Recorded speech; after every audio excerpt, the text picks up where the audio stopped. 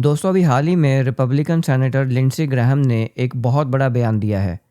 उन्होंने कहा है कि मैं पाकिस्तान पर बिल्कुल भरोसा नहीं कर सकता और यूएस ईरान पीस टॉक्स के लिए अमेरिका को कोई नया मीडिएटर ढूंढना चाहिए। क्यों? क्योंकि न्यूज़ आ रही है कि पाकिस्तान ने अपने बेसिस पर ईरानी फाइटर जेट्स को छुपने की जगह दी थी। दोस्तों सरफेस पर ऐसा लगता है कि पाकिस्तान ने अमेरिका को प्ले कर दिया है, लेकिन हार्ड जियोपॉलिटिक्स में एक सवाल पूछना चाहिए। क्या अमेरिका और इजराइल का इंटेलिजेंस इतना वीक है कि उन्हें ये न्यूज़ सीधा अपने रेडार सिस्टम या अपने इंटेलिजेंस सिस्टम से आने की बजाय अखबारों से पता चली? बिल्कुल नहीं।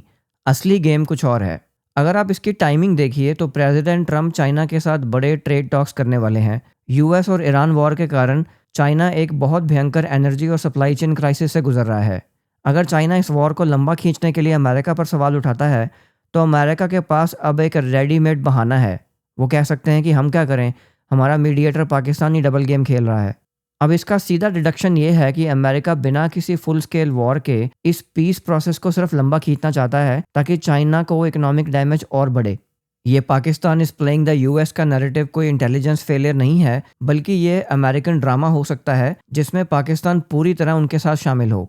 नया मीडिएटर लाने की बात सिर्फ एक पॉलिटिकल थिएटर है और दोस्तों इसके साथ एक बड़ा इम्पैक्ट भारत पे भी पड़ सकता है। कुछ इंटरनल सर्कल्स में ऐसी रिपोर्ट्स आ रही हैं कि चाइना अपने लोगों का ध्यान अपनी गिरती हुई इकोनॉमी से हटाने के लिए भारत के साथ कोई एक्शन कर सकता है। हो सकता है कि चाइना 2027 की समर से पहले भारत के साथ हिमालयस में कोई ना कोई छोटी कंट्रोल्ड वॉर छेड़ दे। प्राइम मिनिस्टर मोदी की रीसेंट अपील शायद इस इंटरनल इंटेलिजेंस पे बेस हो सकती है। इस पर्टिकुलर टॉपिक पे अगले वीक हम एक पूरा एपिसोड रिलीज करेंगे, लेकिन इन द मीन टाइम मुझे ये बताइए कि इसके बारे में आपकी क्या राय है।